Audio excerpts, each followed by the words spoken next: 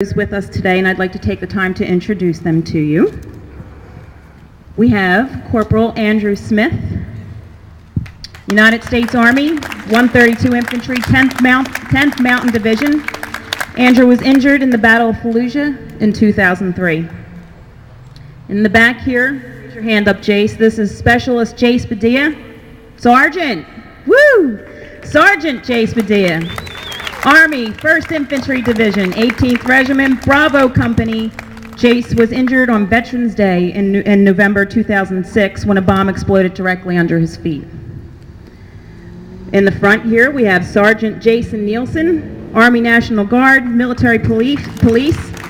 Jason was injured in October 2005. He was shot by a sniper in Baghdad, Iraq. He served in the Army National Guard for 9 years and was told he would never walk. And look at him now.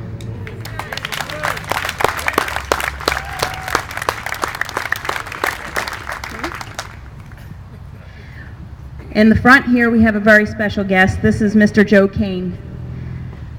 Joe's son, Staff Sergeant Joe Kane, was a devoted career soldier in the United States Army.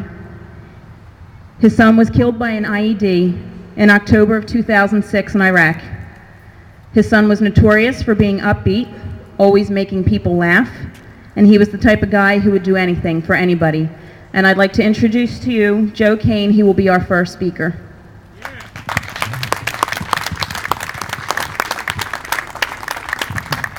Thank you, Heather.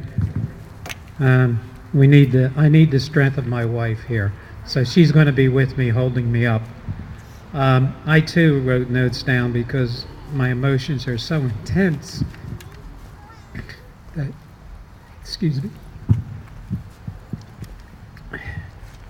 Our son, Staff Sergeant Joseph M. Kane, was killed in Iraq October 14, 2006, at the age of 35.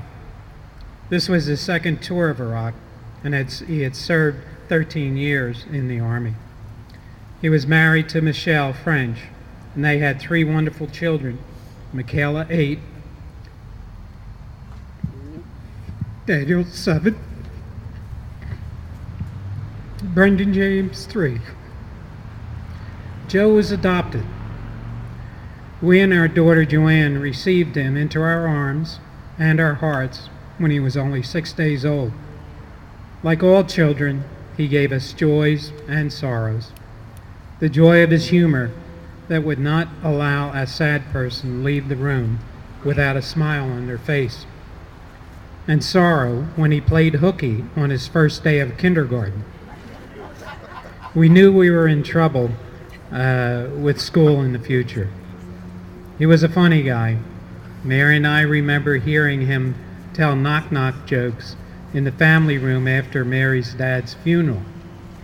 Joe was only 12 at the time. Shortly after his death, Joe's commanding officer in Iraq wrote us a letter detailing his memorial service. He said Joe brought light to the dark nights of Iraq. He'd play his guitar, sing and tell jokes to bring those smiles. One thing about Joe stands out in my memory of him. As a young man, he always looked out for the underdog in his group of friends. If there was one friend that others seemed to avoid, Joe would make sure he would pull them into the conversation or the games they were playing. He never lost that trait. After his death, his friends told us stories about him we had never known. Our friend Father Larry Kozak took us aside and shared with us how Joe had befriended him. Larry was shy and introverted, but Joe brought him out of his shell during grade school and into high school. We joke around today and say that Joe helped make a Catholic priest.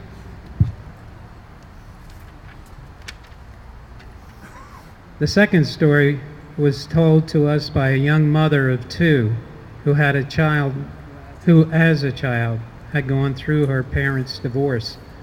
She told us that Joe reached out to her and comforted her in her hurt and confusion.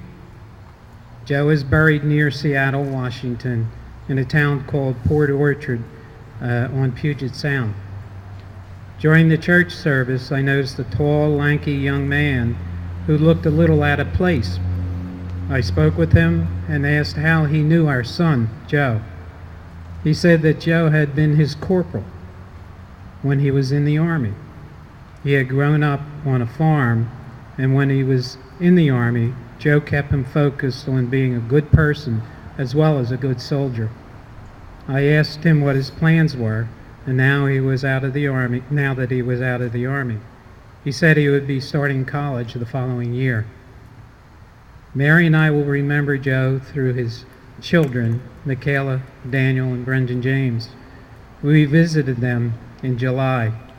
I think we played for 7 out of 10 days with them. To end, I want to thank all of you here today for honoring our fallen heroes and their families. Don't forget their families, and the wounded heroes. Mary and I wondered where we would be today in our recovery without what we call faith, family, and friends. Thank you.